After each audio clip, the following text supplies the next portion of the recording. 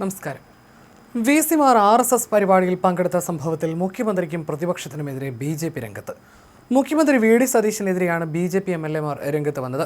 V മുരളീധരനും BJP സംസ്ഥാന അധ്യക്ഷൻ രാജീവ് ചന്ദ്രശേഖറുമാണ് വിമർശനവുമായി രംഗത്ത് വന്നത്. വി.സിമാർ RSS പരിപാടിയിൽ പങ്കെടുത്തത് അപരാധമെന്ന് എങ്ങനെ പറയുമെന്ന് വി മുരളീധരൻ ചോദിച്ചു.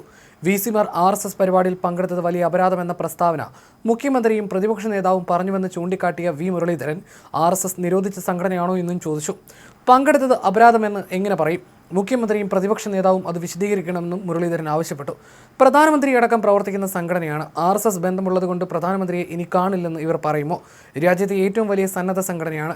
ഏത് മാനദണ്ഡ പ്രകാരമാണ് പരിപാടിയിൽ വി.സിമാർ പങ്കെടുക്കാൻ പാടില്ലെന്ന് പറയുന്നത്? വി.സിമാർക്കെതിരെ സർക്കാർ നിയമ നടപടി സ്വീകരിക്കട്ടെ. നിരവധി വൈസ് ചാൻസലർമാർ ഇത്തരം പരിപാടിയിൽ പങ്കെടുത്തിട്ടുണ്ട്. അടിയന്തരാവസ്ഥ നടപ്പിലാക്കിയ പാർട്ടിയാണ് V.D. സതീശൻ്റേതെന്നും മുരളീധരൻ പറഞ്ഞു. ജമാഅത്തിന് വെള്ളപൂശിയ ആളാണ് മുഖ്യമന്ത്രി. അവരെ അങ്ങോട്ട് പോയി കണ്ട ആളാണ് പ്രതിപക്ഷ നേതാവ്. വൈസ് ചാൻസലർമാരെ ഭീഷണിപ്പെടുത്തുന്നത് കണ്ട് ഇനി ആരും പങ്കെടുക്കരുതെന്ന ഉദ്ദേശമാണ്. ആ കാലമൊക്കെ കഴിഞ്ഞു.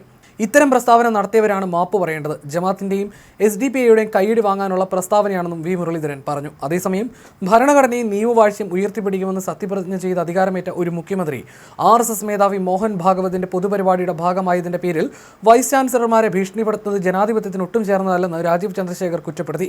ജമാഅത്തെ ഇസ്ലാമിയെ പോലുള്ള തീവ്രശക്തികളെ മുഖ്യധാരയിലേക്ക് കൊണ്ടുവരികയും മുസ്ലിം ലീഗിന്റെ പിന്തുണ കൊണ്ട് അധികാരത്തിൽ വരികയും ചെയ്ത ആളാണ് സതീശനെന്നും അദ്ദേഹം കുറ്റപ്പെടുത്തി. രാജീവ് ചന്ദ്രശേഖറിന്റെ ഫേസ്ബുക്ക് പോസ്റ്റ് ഇങ്ങനെയാണ്: മുഖ്യമന്ത്രി V.D. സതീശൻ അറിയാൻ നമുക്ക് കേരളത്തിലെ ജനങ്ങളോട് കാര്യങ്ങൾ തുറന്ന് സംസാരിക്കാം. തികച്ചും സത്യസന്ധമായി തന്നെ. ഭരണഘടനയ്ക്കും മതേതരത്വത്തിനും വിരുദ്ധമായി പ്രവർത്തിക്കുന്ന ജമാഅത്തെ ഇസ്ലാമിയെ പോലുള്ള തീവ്രശക്തികളെ മുഖ്യധാരയിലേക്ക് കൊണ്ടുവരികയും അവരുടെയും ഇന്ത്യൻ യൂണിയൻ മുസ്ലിം ലീഗിൻ്റെയും പിന്തുണ കൊണ്ട് മാത്രം അധികാരത്തിൽ തുടരുകയും ചെയ്യുന്ന ഒരാൾക്ക് മതേതരത്വത്തെക്കുറിച്ചോ ഭരണഘടനയെ ബഹുമാനിക്കുന്നതിനെക്കുറിച്ചോ സംസാരിക്കാൻ യാതൊരു അർഹതയുമില്ല.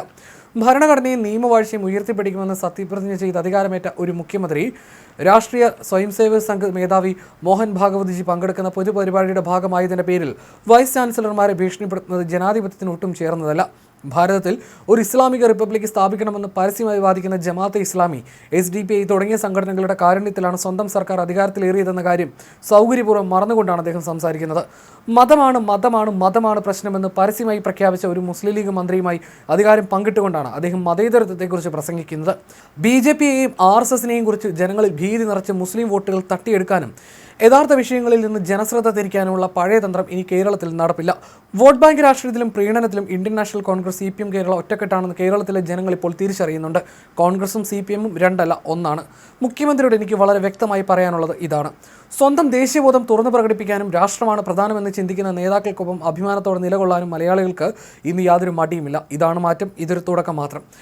RSS ശതാബ്ദിയുടെ ഭാഗമായി സർസംഘചാലക മോഹൻ ഭാഗവത് സംസാരിച്ച പ്രഭാഷണ സഭയിൽ 3 വൈസ് ചാൻസലർമാർ പങ്കെടുത്തത് അതീവ ഗൗരവമായി കാണുന്നതായിട്ടാണ് മുഖ്യമന്ത്രി V.D. സതീശൻ കുറ്റപ്പെടുത്തിയത്. ഗുരുതരമായ വീഴ്ചയാണ് വൈസ് ചാൻസലർക്കുണ്ടായതെന്നും അദ്ദേഹം ചൂണ്ടിക്കാട്ടി. കേരളത്തിന്റെ വിദ്യാഭ്യാസ പാരമ്പര്യത്തിനും വൈസ് ചാൻസലർമാരുടെ അന്തസ്സിനും നിരക്കാത്തതാണെന്ന് മുഖ്യമന്ത്രി പറഞ്ഞു. കേരള സർവകലാശാല VC doctor Mohanan Kunnummal, MG സർവകലാശാല VC ഡോക്ടർ D. മാവൂദ് എന്നിവരാണ് RSS ശതാബ്ദിയുടെ ഭാഗമായി നടത്തിയ പ്രഭാഷണ സഭയിൽ പങ്കെടുത്തത്.